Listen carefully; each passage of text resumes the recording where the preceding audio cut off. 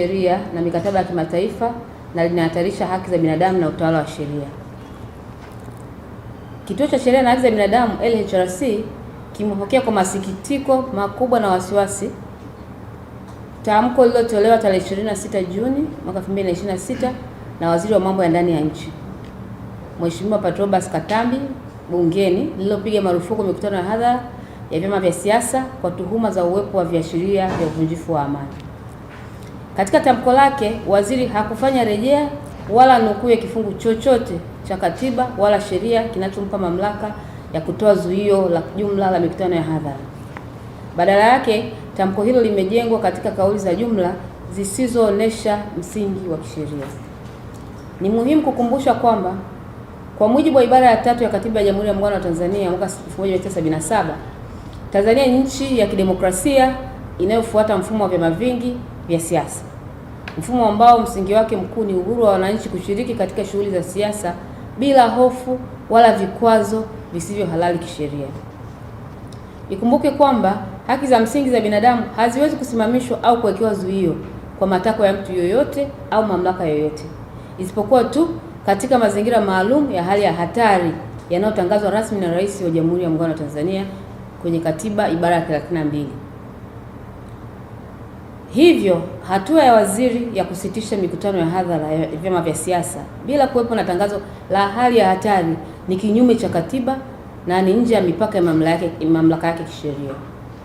Aidha, kifungu cha 7 cha sheria ya Jeshi la Polisi na huduma za wasaidizi sura ya 322 rekebu ya mwaka 2023 hakimpi waziri mamlaka ya kusitisha mikutano ya hadhara ya vyama vya siasa, bali kinaweka wajibu wa kiutawala na usimamizi wa jumla wa masuala ya usalama bila kuondoa haki za msingi zinazolindwa kikatiba. Hivyo, ni mtazamo wa LHRC kuwa katazo hili si tu kwamba linakosa msingi wa kikatiba na kisheria, bali linakiuka misingi ya demokrasia, utawala wa sheria na haki za msingi za binadamu kama ifuatavyo.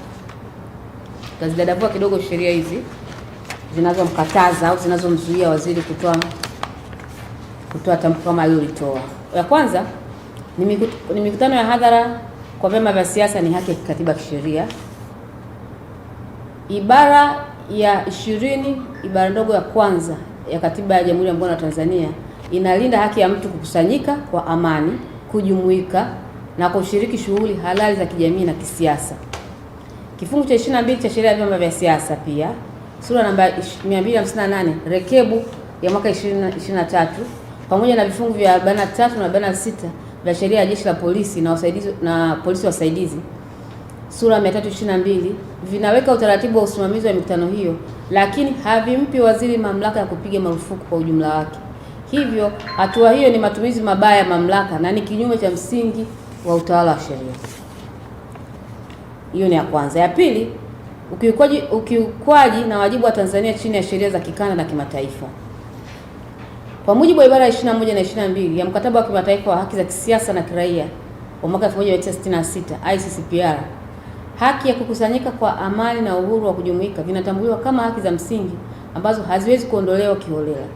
Vivyo hivyo, mikataba ya Afrika ya haki za binadamu unaitwa mkataba wa Afrika wa haki za binadamu na watu mwaka 1981 kupitia ibara ya 10 na 11 inalinda uhuru wa kujumuika na kukusanyika, huku mkataba wa Afrika kuhusu demokrasia, uchaguzi na utawala bora mwaka 2007 ambao Tanzania haijaridhia ukiweka wajibu kwa nchi wanachama kuhakikisha misingi salama na haki ya kushiriki kwenye siasa vikiwa vinaheshimiwa. Kwa msingi huo, tamko la waziri si tu kwamba linakiuka sheria za ndani, bali pia linaiweka Tanzania katika hatari ya kukiuka wajibu wake wa kikanda na wa kimataifa. Swala la tatu ni kudhoofishwa kwa demokrasia nchini. Katazo hili pia lina athari kubwa kwa haki za msingi za kiraia na kisiasa na misingi ya kidemokrasia nchini. Kwa kuzuia mikutano ya hadhara ya vyama vya siasa, serikali kwa vitendo inafifisha nafasi ya ushiriki wa raia katika demokrasia na kuhalalisha ukandamizaji wa maoni halali ya kisiasa. Katika mfumo wa vyama vingi, mikutano ya hadhara si jambo la hiari wala la kujipanga kueneza sera, bali ni kujipanga kueneza sera na misimamo ya vyama vya sanjari na kuwasiliana na wananchi ambao ni wanachama wao. Historia ya Tanzania inaonyesha kuwa vizuizi vya kiutawala na kisheria dhidi ya shughuli za kisiasa vimekuwa nyenzo ya kudhoofisha demokrasia na kupunguza ushindani wa kisiasa. Namba 4, utekelezaji wa kibaguzi na ukiukwaji wa kanuni ya usawa mbele ya sheria. Utekelezaji wa katazo hili unaashiria ubaguzi wa wazi katika matumizi ya sheria, huku shughuli za kisiasa zikiwa mwathirika mkuu wa kisingizio cha usalama wa taifa. Mikusanyiko mingine ya umma kama ibada za kidini, tumeona mikutano ya Injili mikubwa tu imefanyika hata jana. Shughuli za biashara na masoko ya wazi zikiendelea kama kawaida. Inaibuka hoja nzito ya usawa mbele ya sheria, kwamba kuna usawa mbele ya sheria. Hali hii inaonyesha kuwa lengo halisi si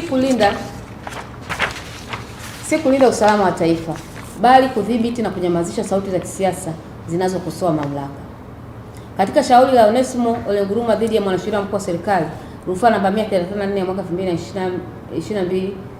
2022-25, mahakama ya rufaa ilisisitiza kwa msimamo thabiti kuwa all persons are equal before the constitution and other laws of the land, yaani kila mtu ni sawa mbele ya sheria. Hivyo uamuzi huo wa mahakama unaweka bayana kuwa hakuna mtu, taasisi au kikundi kinachopaswa kutendewa kwa upendeleo au kubaguliwa katika utekelezaji wa sheria. Kwa hiyo hatua yoyote inayolenga kuzuia shughuli za kisiasa pekee wakati shughuli zingine za umma zinaendelea inaweza kutafsiriwa kama ukiukwaji wa kanuni na usawa mbele ya sheria. La mwisho, kisha kwa muhimu, ni hatari ya matumizi mabaya ya madaraka na kudhoofisha kwa utawala wa sheria. Ni mtazamo wa LHRC kuwa tamko hili linaweka mazingira hatarishi ya matumizi mabaya ya madaraka kwa vyombo vya usalama na usimamizi wa sheria. Agizo la ujumla lisilo na mipaka wala miongozo ya kazi linaweza kutafsiriwa kama ruhusa ya wazi kwa vyombo vya dola kufanya ukamataji holela, matumizi ya nguvu kupita kiasi, kuzuia mikusanyiko halali na kufanya ufuatiliaji usio wa lazima kwa wananchi. Hali hii ni hatari kwa sababu inaweza kugeuza vyombo vya dola kuwa vyombo vya kisiasa badala ya taasisi za kitaalamu za kulinda usalama wa raia wote bila upendeleo.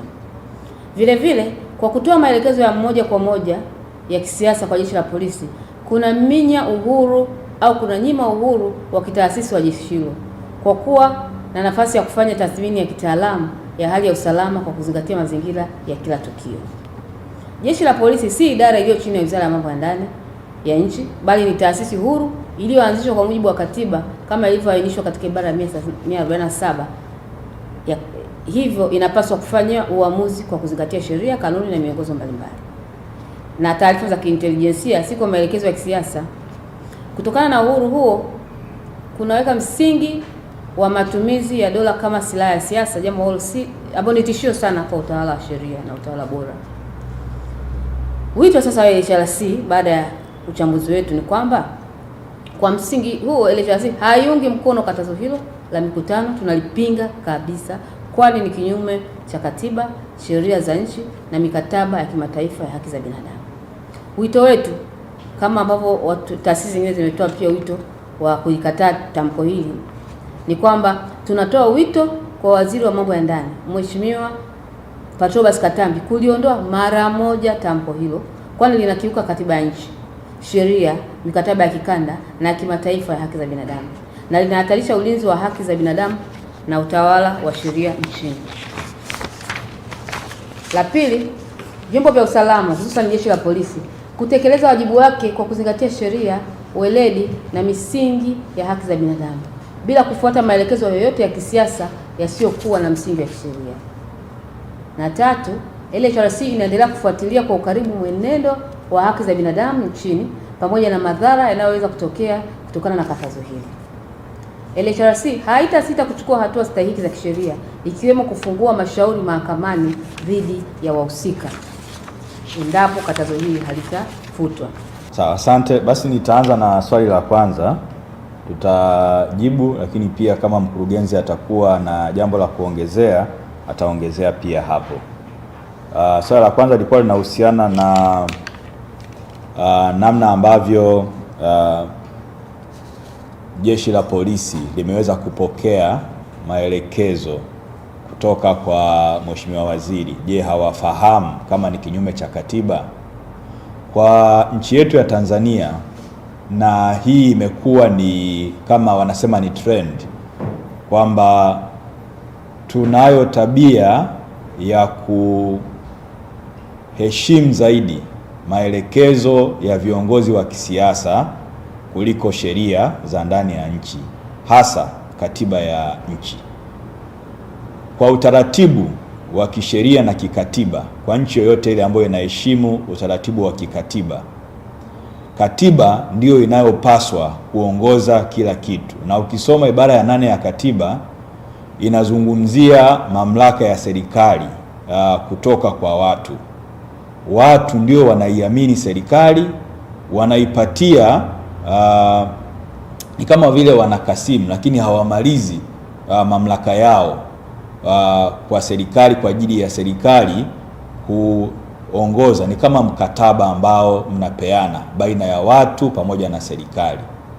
Sasa tumekuwa tukizungumza mara nyingi kuhusiana na namna ambavyo hata katiba yetu tuliyo nayo ilivyotengenezwa. Tukumbuke kwamba katiba yetu ilitengenezwa katika mfumo wa chama kimoja. Na ndio maana ukiisoma unaona namna ambavyo katiba imezungumzia sana mamlaka ya rais, na hili limekuwa ni tatizo kubwa. Ina maana katiba imeweka mamlaka makubwa sana ya rais, na hata pia mamlaka hiyo inafifisha sasa uwezo au mamlaka ya vyombo vingine, ikiwa ni pamoja na bunge, lakini pamoja na mahakama katika kuhoji mamlaka ya rais au vyombo vingine. Tukumbuke kabisa kwamba rais ana chombo cha utendaji kazi ambacho ndio baraza la mawaziri, ndiyo sehemu inaitwa executive.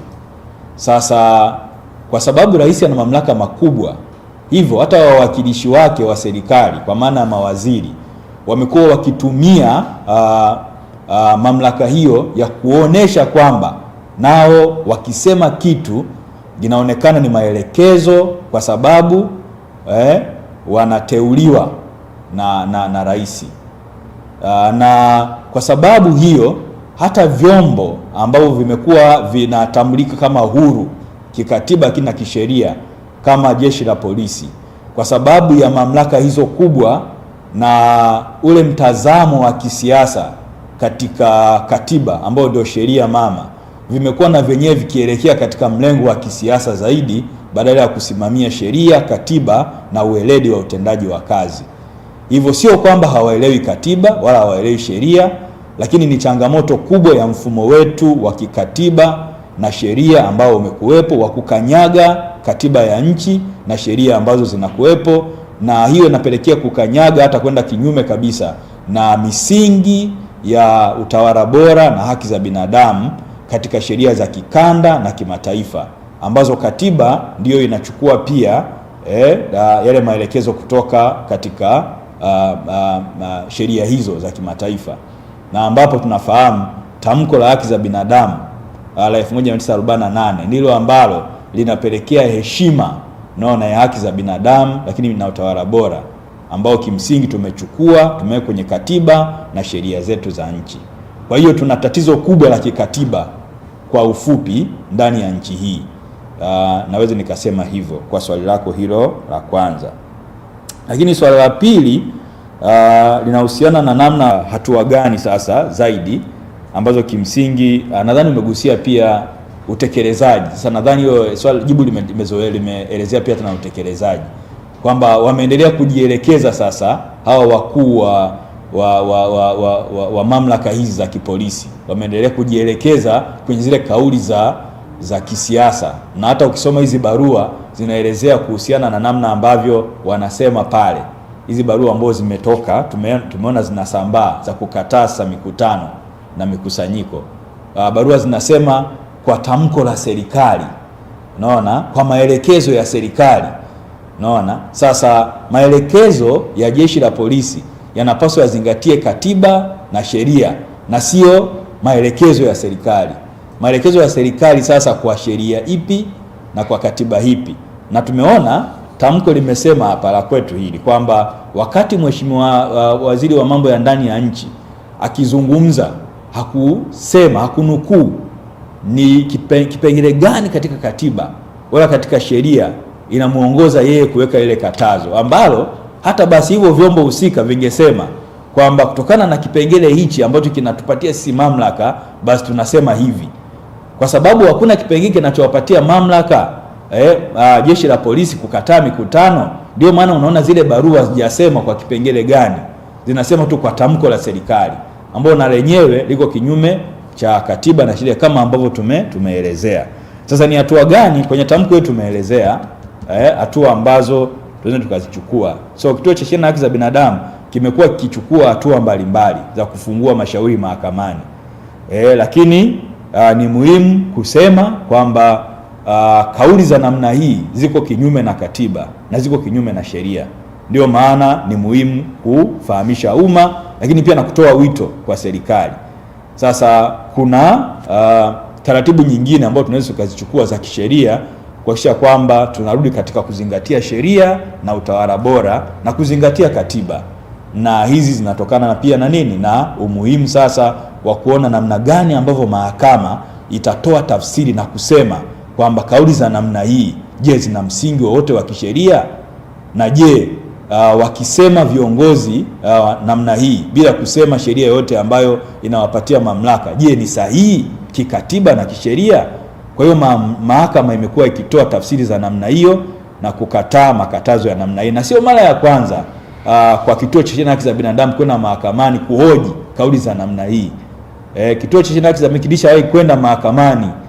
Kuna kauli ilitolewa na aliyekuwa waziri mkuu wa awamu zilizopita, yule ambaye alikuwa anazungumzia kuhusiana na kauli za namna ambavyo wananchi kwamba wataonekana kukaidi mamlaka za vyombo vya dola, kwamba wakionekana kukaidi basi wapigwe, na mimi naona kama wapigwe tu. Naona LHRC ilienda mahakamani katika kutafuta haki ya wananchi na kukataa matumizi haya ya mamlaka ambayo yanakwenda kinyume cha sheria na kinyume cha katiba. Lakini swala la tatu linahusiana na namna ambavyo msajili anasimama katika hii nafasi. Msajili anasajili vyama vya siasa na pia ofisi yake ina regulate utaratibu wa namna vyama vya siasa vinavyotakiwa kufanyaje, kujiongoza. Kwa hiyo sasa pia msajili kwa nchi yetu tumeshaona mara nyingi sana ambavyo pia bahati mbaya sana amekuwa akitumika, na mimi naweza nikasema tu akitumika kisiasa, kwa sababu tumeshuhudia hata hapo nyuma barua kadhaa za kutoka kwa msajili zikiwa zinaelekezwa kwa baadhi ya vyama vya siasa kuhusiana na namna ambavyo wanafanya shughuli zao. Sasa ukweli ni kwamba kutokana na hiyo changamoto ambayo tumekuwa nayo ya kikatiba na kisheria, sina hakika sana kama msajili wa vyama vya siasa anaweza akatia neno hapa, kwa sababu pia msajili wa vyama vya siasa yuko chini ya wizara, sio wizara ya mambo ya ndani ya nje, lakini yuko chini ya wizara. Sasa kama tayari wameshaongea mawaziri kuhusiana na hii, au waziri wa mambo ya ndani ya nchi, kwa utaratibu ambao tumekuwa nao wa kisheria na kikatiba kwa nchi yetu, ambao pia tuna changamoto kubwa, je, unategemea kwamba msajili atasema jambo lolote au naye pia ataingia katika kusema kwamba tunatekeleza kauli za serikali? Sasa labda nikuachie hiyo, ndugu mwandishi. Asante. Miaka ya nyuma kuna kitu kama hicho kutokea tena, ni rais mwenyewe kabisa aliyekuwa rais wa awamu ya 5 ambaye alikataza mikutano. Tukakuwa tukapinga sana tu mpaka nadhani mahakamani na kwingineko. Kwa hiyo anauliza madhara alikuwaje? Madhara ni kwamba kwanza vyama vya upinzani vilishindwa kufanya kazi, kwa sababu siasa inahitaji kuwakusanyisha watu, inahitaji kukaa na watu, uuze sera zako, watu kama wanakubali wachukue kadi, kama hawakutaki lakini wamesikiliza tu, huwezi kuona alternative ya wewe na chama tawala na chama ambacho wapo. Kwa hiyo walishindwa kufanya kazi, matokeo yake vikadhoofishwa sana. Ukaona uchaguzi wa mwaka 2025 jinsi ambavyo ulikuwa kuanzia 24 local government, uchaguzi wa serikali za mtaa, kukawa kuna udhaifu sana wa vyama vya upinzani, kwa kama vipi tunachama nchi ina chama kimoja. Mwaka 2025 hiyo pia ndo kabisa kama unaona uchaguzi kwamba wengine walikataa, hasa vyama, baadhi ya vyama vya upinzani vilikataa uchaguzi kwa sababu vilikuwa vimeshadhoofika sana, visingeweza hata kuweka wagombea. Kwa hiyo vikashindwa kuweka wagombea kwa sababu vilikuwa havina wanachama wengi, havina ruzuku kwa sababu vilikuwa haviwakilishi bungeni. Kwa hiyo udhaifu upinzani ukawa umedhoofishwa sana. Kwa hiyo ndio kitu kikubwa ambacho kilitokea, lakini vile vile wananchi waliminywa haki ya kuchagua, ya kusema kwamba mimi nachagua kwa chama hiki, sichagui chama hiki. Na kuna wengine ambao hatuna chama chochote, lakini tunafurahia kuwasikiliza tu, tuwasikilize chama tawala, chama cha upinzani, sababu Watanzania kwa takwimu wengi sana wako kwenye vyama pia. Wengi sana wako kwenye vyama. Kwa hiyo kuna wale pia ambao tunataka waone kuna serikali inachekiwa hasa bungeni.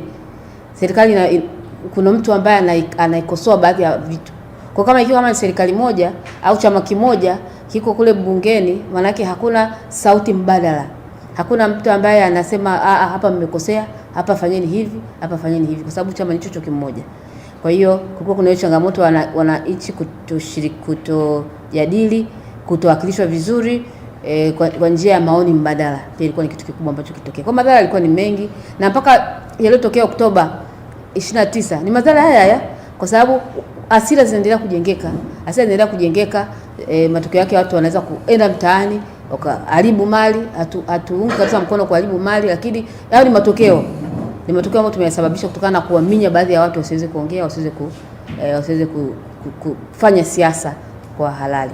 Tanzania ni nchi ya vyama vingi na ilikuja kutokana na mabadiliko ya katiba mwaka 91, mwaka 92 ikaingizwa kwenye katiba. Kwa hiyo inatakiwa vyama vyote vifanye kazi, mikutano ya hadhara ifanye. Unajua hili tamko limesema tu ni tamko la shughuli za siasa zisifanyiki, lakini kimsingi wanakuwa targeted ni vyama vya upinzani. Kwa sababu mikutano kwa mfano vyama tawala bado inaendelea. Unakuta tu wanaendelea, wanasema leo sisi tunazindua mwenge wa uhuru. Mwenyekiti wa tawi fulani amezindua mwenge wa uhuru, na wanafanya kabisa mikutano. Kwa hiyo tunaona kwamba sio halali kabisa kuminya haki kwa kuwa target watu fulani, kwa sababu Tanzania ni nchi ya vyama vingi. Tungetamka basi kwamba tulete referendum, tuseme tunarudi chama kimoja, ijulikane moja.